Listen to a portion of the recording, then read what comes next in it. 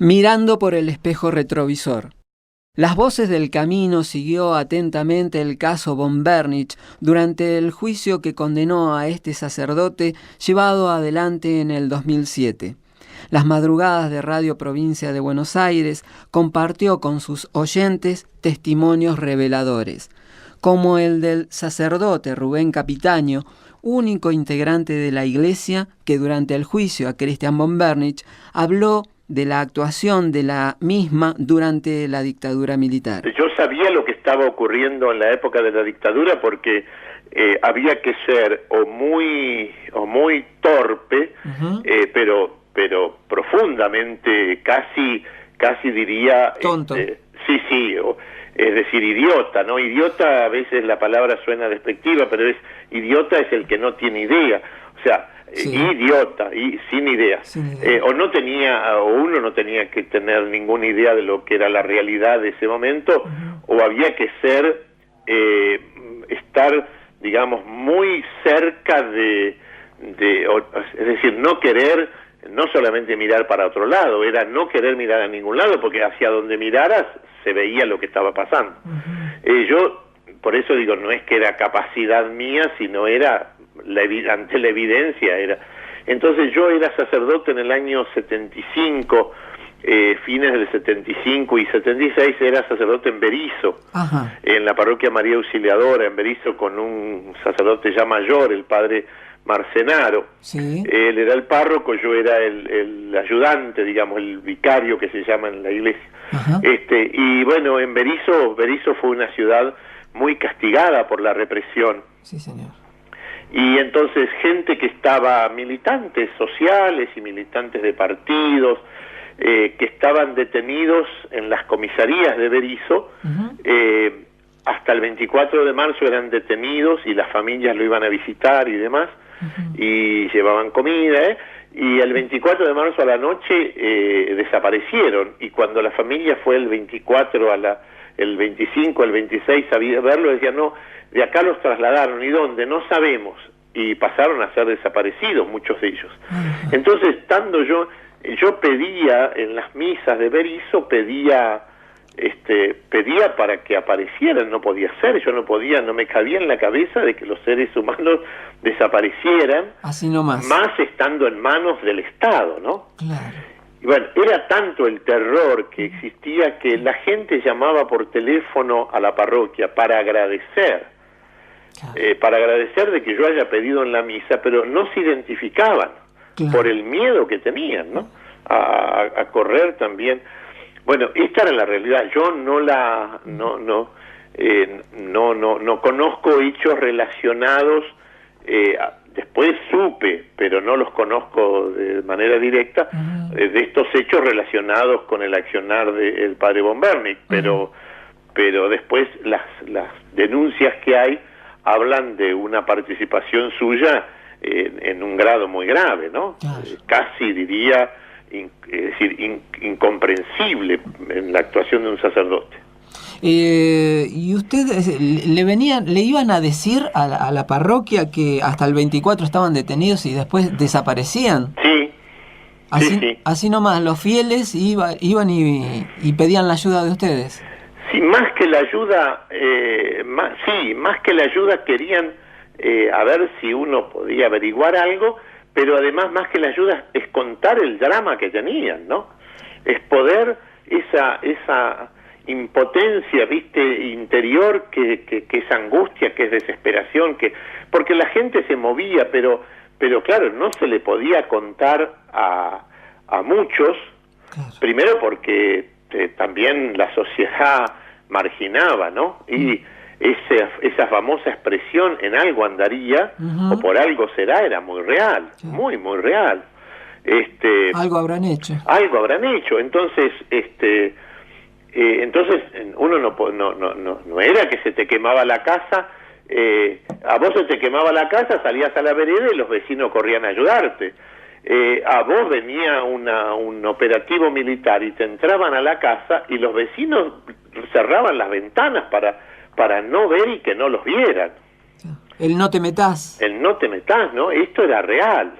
Entonces, Yo de esa época recuerdo estos hechos y le doy gracias a Dios de haber podido escuchar, aunque sea, ¿no? Porque yo me pongo en el lugar, Jesús dice en el Evangelio, traten a los demás como les gustaría que los traten a ustedes. Yo hubiera necesitado tanto que alguien me escuchara, por eso digo, doy gracias, por eso voy a ser muy claro en esto, ¿no? Me parece que más allá de la decisión del tribunal en cuanto a lo que sea responsable o no, culpable o inocente, Christian von Bernitz en este juicio, me parece que la gravedad está en haber participado, aunque no haya participado en ningún hecho al margen de la ley, el haber sido capellán de una policía que se había convertido en una banda de atacantes de los ciudadanos, ¿no? Y entonces, porque esto es incomprensible en un ser humano que naturalmente busca la verdad y la justicia, ¿no? Como naturalmente se defiende ante un ataque, también reacciona ante un atacado. Pero mucho más en un cristiano y en un sacerdote. Nosotros tenemos una doctrina muy clara en la que creemos y en la que predicamos. Nosotros somos los seguidores del Cristo, del Dios crucificado. Somos los apóstoles, debemos ser los apóstoles del Dios de la vida, seguidores del crucificado. Entonces, ¿cómo vamos a estar del lado de los crucificadores? Y al lado de los apóstoles de la muerte. Me parece que ya esto demuestra un dolor muy grande, ¿no? Que un hermano mío haya elegido, yo creo que es muy torpe y yo creo que es no querer mirar la realidad, y ya no tiene ningún sustento el argumento de que fue una guerra y que, bueno, si fue una guerra, ¿por qué la ocultan 30 años? Correcto. ¿Por qué no dicen realmente lo que pasó, informan lo que hicieron, cómo se defendieron, qué hicieron con los detenidos en esa guerra? Bueno, yo de ser soldado de una guerra al servicio de la patria, no solamente no ocultaría nada, sino que me enorgullecería. En cambio acá nadie sabe nada, nadie vio nada, nadie, y cuanto más impunidad, es decir, manto de olvido, mejor. Entonces eso demuestra de que no resiste ningún argumento, no resiste ningún criterio esto de que fue una guerra, ¿no?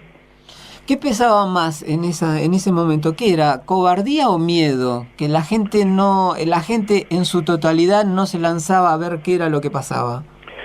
Yo creo que eso demuestra, yo creo que las Fuerzas Armadas fueron capaces de utilizar armas muy eficaces, ¿no? Entre ellas la imposición del miedo, ¿no? El terror.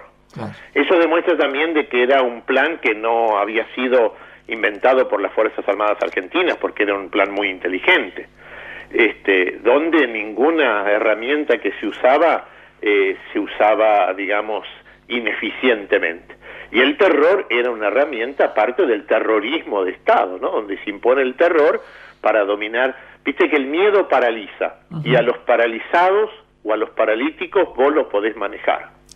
Y entonces paralizaron a la ciudadanía y hicieron, creyéndose dioses, dueños de la vida y de la muerte, hicieron lo que les ordenaban que hiciera, que era terminar con una generación y todos aquellos que pudieran pensar como ellos, esos 30.000 jóvenes, y algunos no tan jóvenes, pero esa generación que tenía ideales que no iban a permitir que este país fuera avasallado, como desde lo económico, desde lo político, desde lo social, como fue avasallado después, ¿no? Acá la dictadura hizo lo que hizo para que se impusiera un sistema a partir de una cabeza económica que era Martínez Dios, y por eso detuvo para asegurarse y negoció con aquellos políticos que después le iban a garantizar la continuidad del proceso económico y político que ellos habían instaurado, ¿no? Correcto. Y que no eran, a lo mejor la ineptitud de nuestros militares habrán hecho creer en algún momento de que, pero pero no se puede ser tan necio de pensar de que no se daban cuenta a quién servían, ¿no? Correcto. Que no servían a la patria, sino estaban muy atentos a los dólares que le mostraban desde otro rincón de la tierra. Compartimos ahora parte del reportaje a Osvaldo Papaleo, testigo en el juicio a Christian von Bernitz y quien sufrió en carne propia secuestro y tortura en los días de plomo. Para charlar, para, revivir o reactivar toda esta cuestión de este apóstol de Satanás que por estos días está siendo juzgado en La Plata. No, ¿Cuánto tiempo usted tuvo? Se trata de un personaje muy contradictorio y muy difícil de ubicar en una sola de sus facetas, ¿no? O de religioso, de miembro de la policía, o de miembro de un grupo de torturadores y de gente que visitaba los lugares clandestinos de detención, ¿no? Porque eso lo grave del tema es justificar la presencia de él en esos lugares. Después, al margen de ello, lo que hablaba, lo que opinaba o lo que hacía o dejaba de hacer, es otra contingencia del tema. Pero la primera pregunta que salta a la opinión pública es: ¿qué hacía un sacerdote en un centro clandestino de detención, como estábamos todos detenidos en el 77? En mi caso yo estuve a partir de abril en el puesto Vasco, que está en la localidad de Don Bosco, ahí entre Bernal y Sarandí, ¿no? ¿Usted estaba detenido por ser... cuñado de David Graeber, de Graeber, hermano de Lidia Papaleo, que era la esposa de Graeber. Claro, y también había sido vocero del gobierno isabelita, ¿no? Había sido secretario de Prensa y Difusión. Ajá. ¿Y cuánto tiempo estuvo Papaleo usted detenido? Yo estuve detenido, yo tuve 2 etapas. Cuando cayó el gobierno constitucional, el 24 de marzo del 76, del 24 de marzo a diciembre del 76, en un barco que se instaló acá en la dársena de Capital Federal. Sí, donde estuvieron Lorenzo Miguel y todo. Sí. Namuno, qué sé yo. Menem también, ¿no? Dayana, Menem, exactamente. Sí, todos, más gobernadores, ministros, secretarios de Estado, expresidentes, dirigentes sindicales, ¿no? Y y ahí después pasé al penal más o menos en agosto, al penal de Devoto, que teníamos un régimen muy duro de tratamiento. Y después terminé y logré mi libertad cuando estaba en el penal de Casero. Así que hicimos una recorrida. Obviamente estábamos a disposición del Poder Ejecutivo, en mi caso, sin causa ni proceso. Logramos, pero estábamos, como se dice, entre comillas, blanqueados. Teníamos visitas familiares, convivíamos en un pabellón un montón de gente, en penales, que el régimen era muy duro, ya por sí mismo y todo por la época, etcétera, pero nunca comparable a lo que me tocó vivir a partir de abril del 77, donde me detienen y me llevan al puesto Vasco. Y ahí es donde conozco a von Bernitz, ¿no? Y ahí caía, yo lo he visto unas 3 o 4 veces a von Bernitz, que venía de improviso, así con esa patota, que venía a interrogar y eso. En el caso mío, cuando a mí me torturan y me interrogan, no está von Bernitz. Ajá. Estaba así Camps, cuando me sacaron así la venda de la cabeza después de torturarme. Yo veo a Camps a los pies del sitio donde me tenían estaqueado ahí, ¿no? Y después viene von Bernitz esos días después y está ahí, conversa con nosotros, él expone sus cosas, nos pregunta.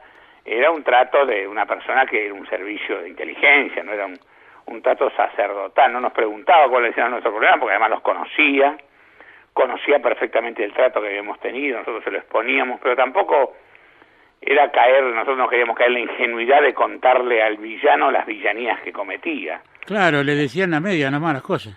No, decíamos y hablábamos otras cosas, encarábamos el tema profundamente, lo que significaba en el país tener gente en esas condiciones, que no éramos responsables.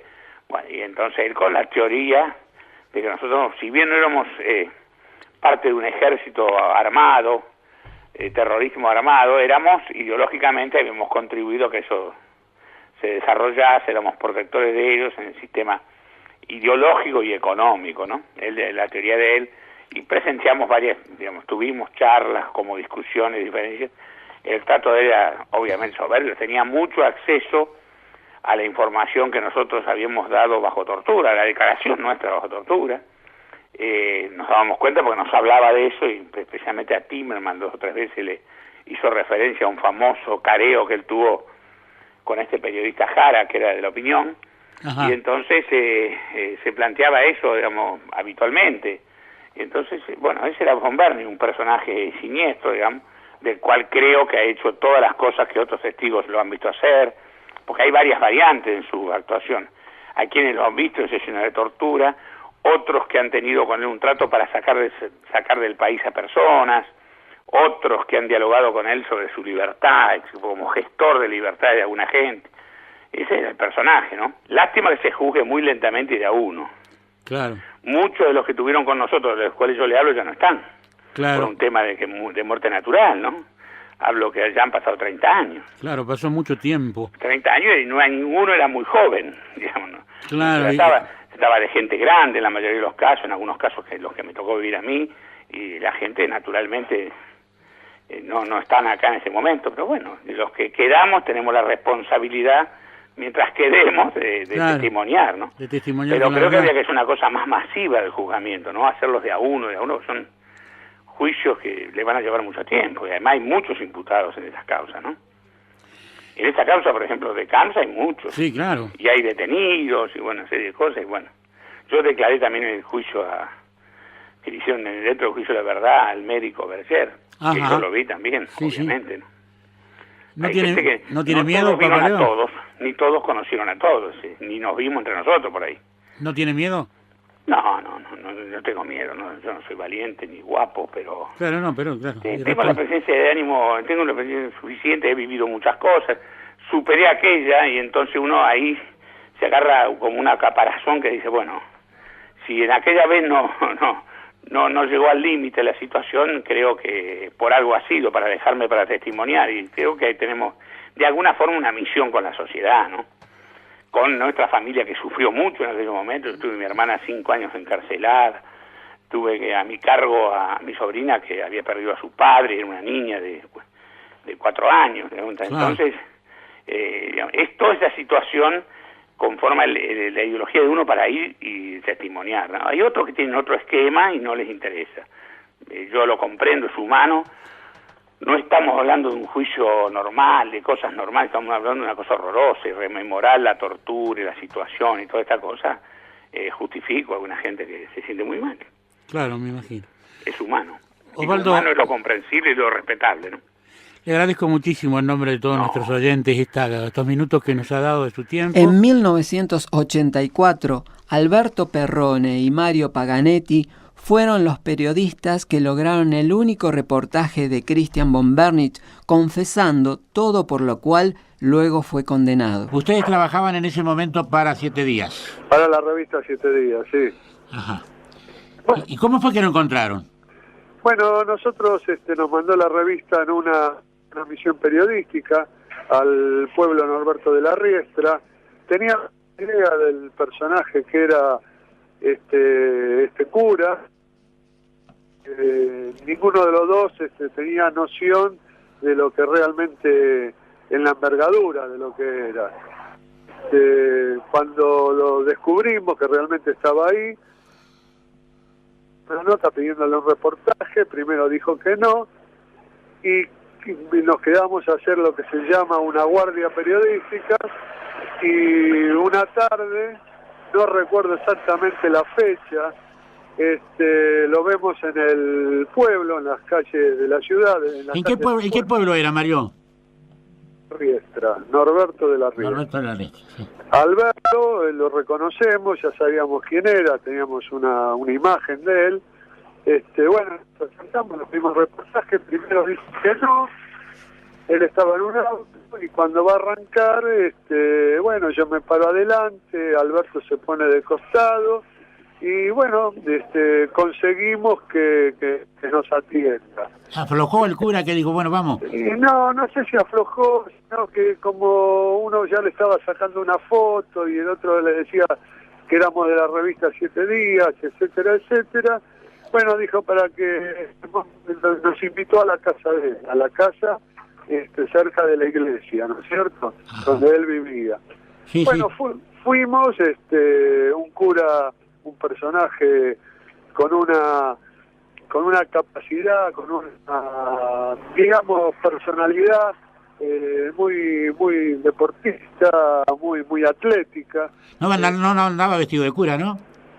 No, estaba con un pullover gris, recuerdo, de cuello alto, y cuando llegamos a la casa nos invita con mate y empieza a contar, y Alberto le empieza a hacer algunas preguntas, que creo que eso está todo reflejado en la revista 7 días, y lo que sí no permite que se grabe el reportaje. Ajá. Entonces, por una cuestión de experiencia, yo empiezo a hacerle las fotos en una cuestión de secuencia, en donde él se movía, le tomo fotos.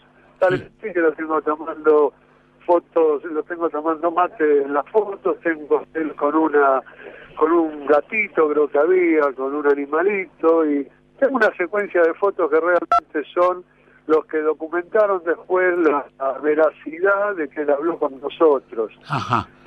Por lo tanto, después cuando sale el reportaje, se desmiente el reportaje, y es cierto que como no estaba grabado... Claro, él lo había hecho de profeso ya como un paraguas protector, no permitir la grabación.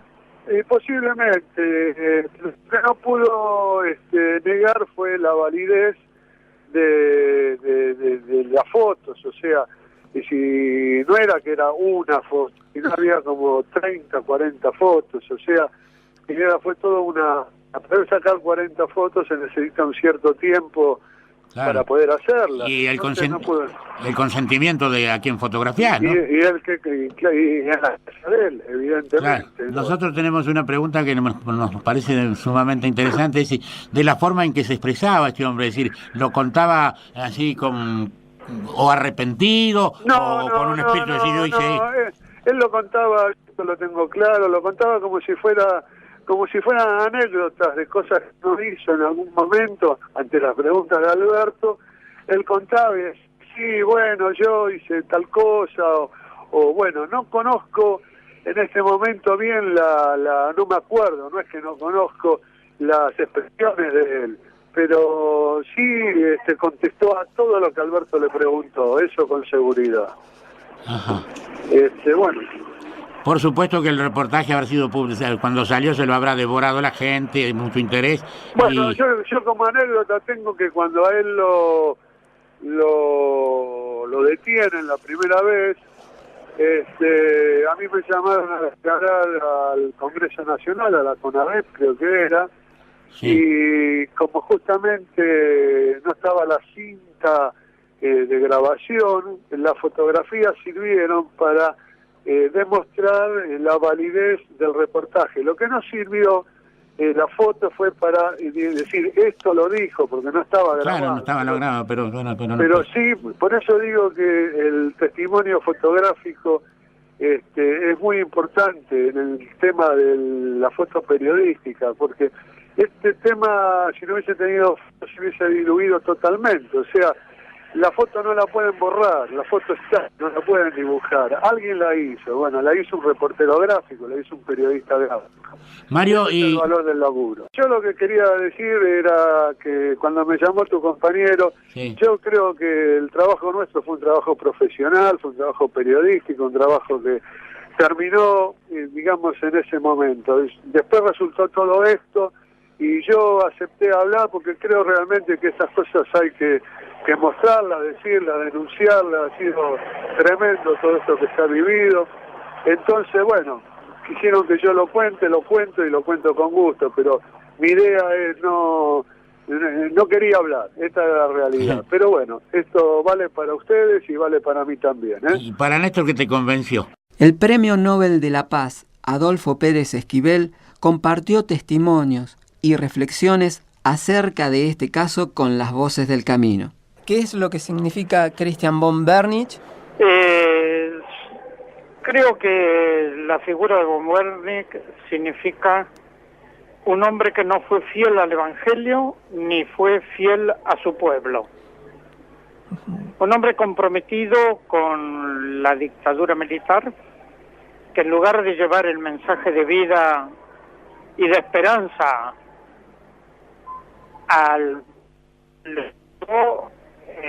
un mensaje de muerte, de destrucción.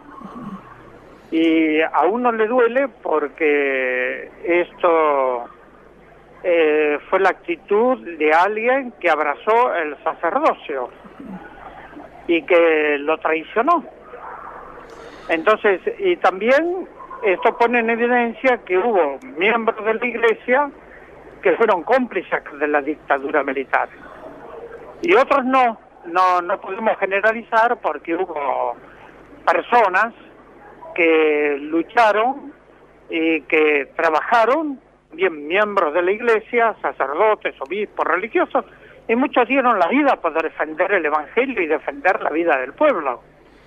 Podría mencionar el caso de Enrique Angelelli, las hermanas Alice Dumont, Dionis Luque, el mismo Carlos Mujica, ¿no? Y muchos otros miembros de la Iglesia, pastores de las iglesias evangélicas, como Mauricio López, y creo que tenemos que valorar esto y no mezclar a la Iglesia como si todos tuviesen un único pensamiento, ¿no? Silingo, lo que me cuenta, es cuando ellos terminaban de tirar los prisioneros y el avión aterrizaba en la base naval, lo recibía el capellán militar, porque Bomberni era capellán de la policía. Así es. A ellos lo recibía el capellán de la Armada. Le daba misa y le decía que la muerte que le daban a los prisioneros era una muerte cristiana y que era para defender a la patria de las garras del comunismo internacional. Eso es lo que decía. Entonces, eso, bueno, esa mentalidad lamentablemente era de los capellanes militares. Creo que son las cosas que hay que tratar de esclarecer, para no caer en situaciones equívocas, ¿no? Primero, la memoria no es para quedarnos en el pasado, la memoria nos tiene que iluminar el presente, porque es a través del presente donde podemos generar y construir la vida. Lo otro es la búsqueda de la verdad y la justicia, porque sobre la impunidad es imposible construir un proceso democrático. Y esto es fundamental. Si queremos construir una nación libre, soberana, democrática, tenemos que tratar de profundizar para que todo esto no vuelva a ocurrir nunca más. Porque de esto depende el mundo que les vamos a dejar a nuestros hijos y a los hijos de nuestros hijos. No queremos dejarle un mundo de destrucción y de muerte, sino de vida. Esta es la diferencia. Hemos compartido palabras y reflexiones con el Premio Nobel de la Paz, Adolfo Pérez Esquivel. Muchísimas gracias, Pérez Esquivel. Gracias a ustedes. Hasta pronto. Buenas noches. Está en nosotros. Está en nosotros.